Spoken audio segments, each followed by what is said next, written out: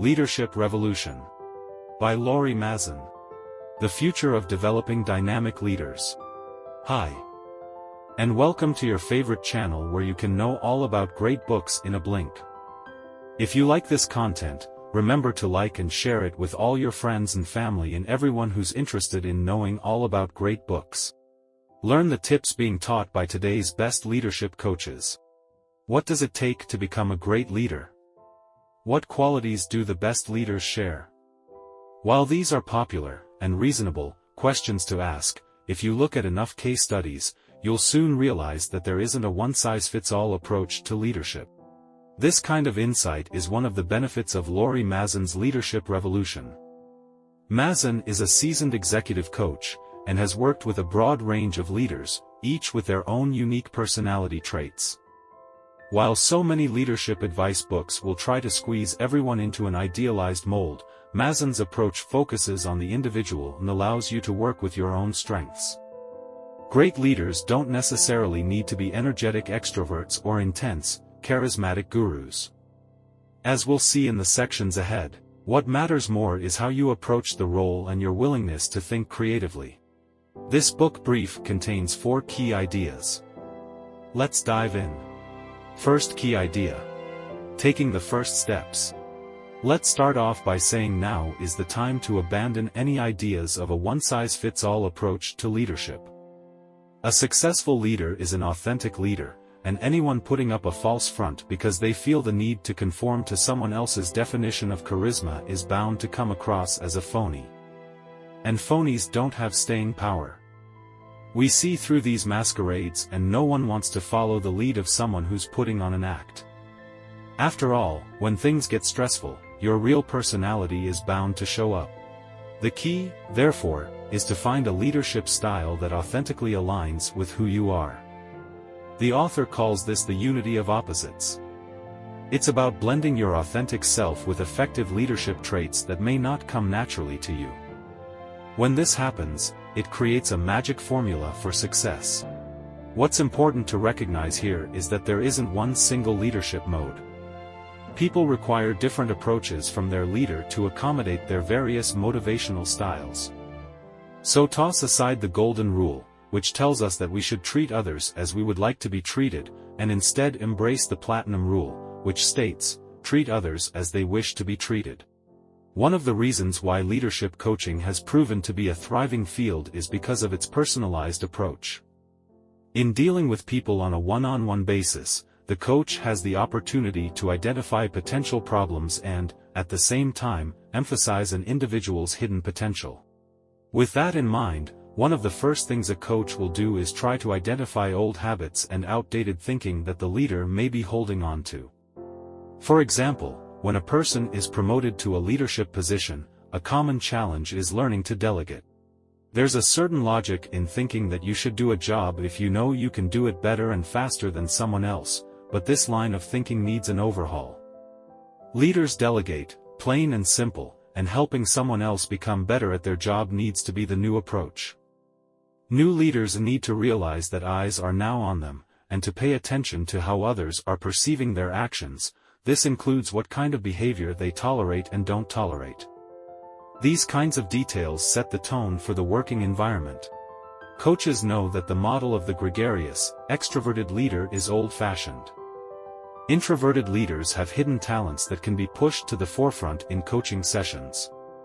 For example, today's leaders benefit from having keen observational skills and a strong emotional and social intelligence.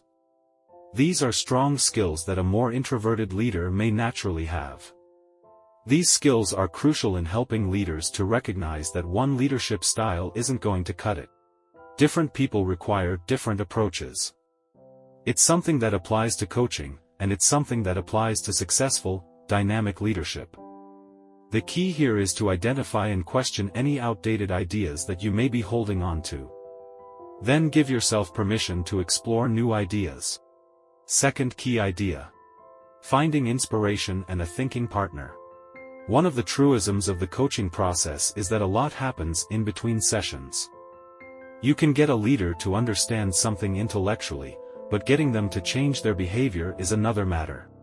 Something that can happen early on in the process is that a leader will take action and be unhappy with the outcome. This discontent is a signal. It means it's time for the leader to reassess and ask themselves, what do I really want? In leadership, knowing what you want is paramount. Without a clear goal, all efforts become futile. Once again, a leader can be holding on to old ideas from the successes they had at previous jobs. But do they apply to the here and now? Let's illustrate this with an example. Some companies like to treat their hires as children. They feed their employees, give them play areas, and even rooms to take a nap if they want. But this concept isn't going to work at every business, and it might not be a good idea to begin with. Maybe the better strategy is to hire adults rather than children who are in need of constant supervision. Maybe the employees should be given the autonomy to decide when and where they get their work done. Recent experiments with 4-day work weeks have shown that productivity isn't sacrificed when you give employees more autonomy. Another way to think of the role of the leadership coach is as a thinking partner. It's their job to shift the leader's ideas and beliefs in the hopes of fostering a new mindset. You can't change a person's behavior without first changing the way they think. New ideas always precede new behaviors, and it's the only way to ensure lasting transformation.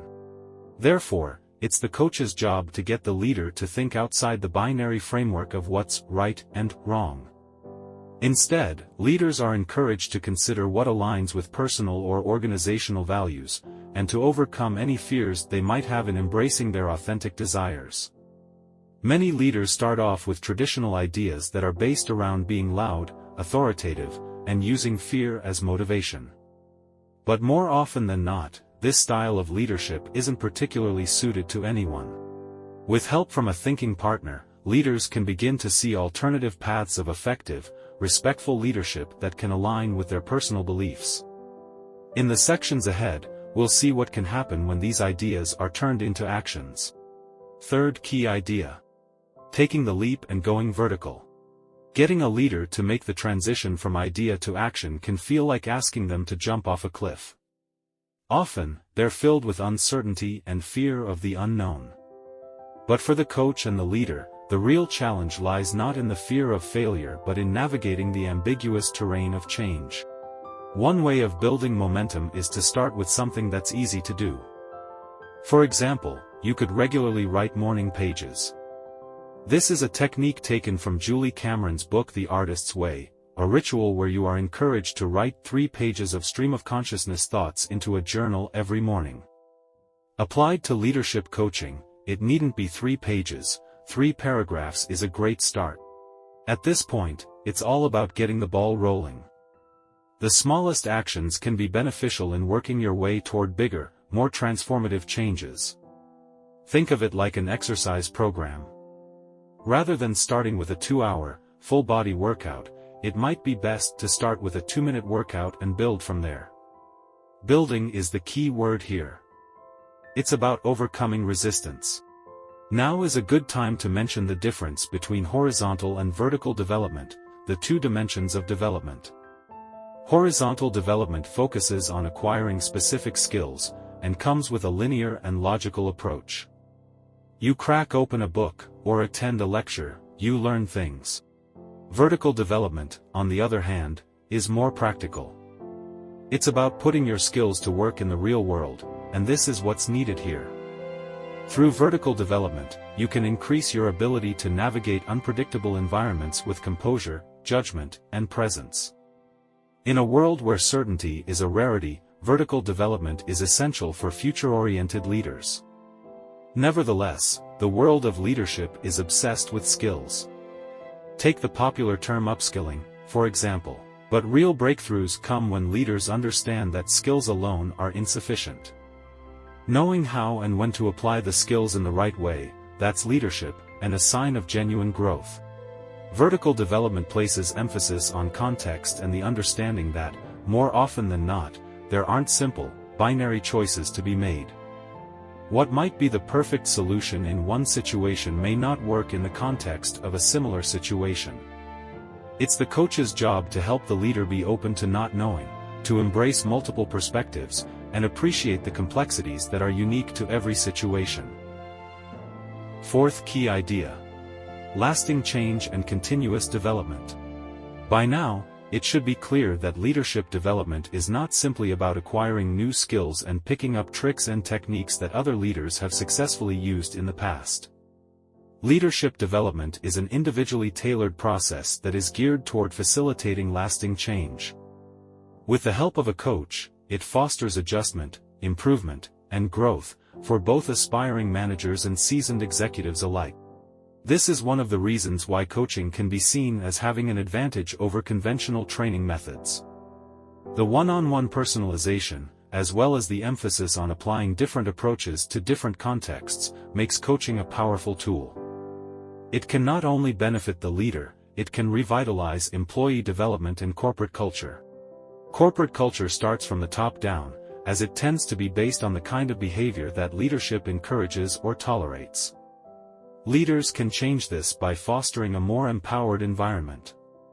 For example, many employees don't feel encouraged to share their own opinions or to constructively debate an issue in order to find the best solution. Employees are all too often content to do whatever the leader appears to want, for better or worse.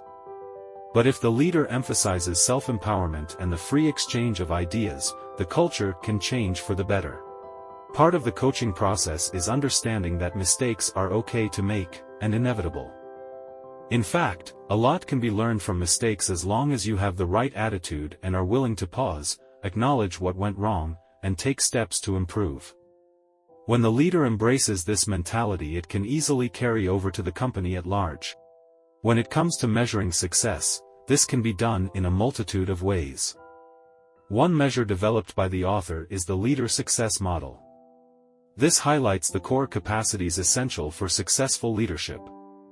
They are flexibility, velocity, pattern recognition, self-regulation, and the internal compass.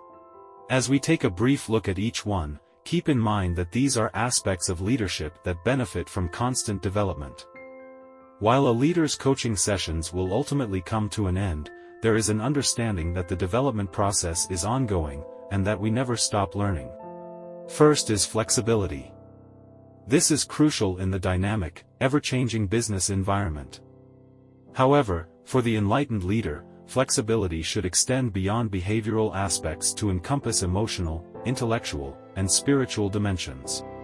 Next is velocity, which combines courage with focus, and highlights a leader's ability to address challenges with determination and tenacity.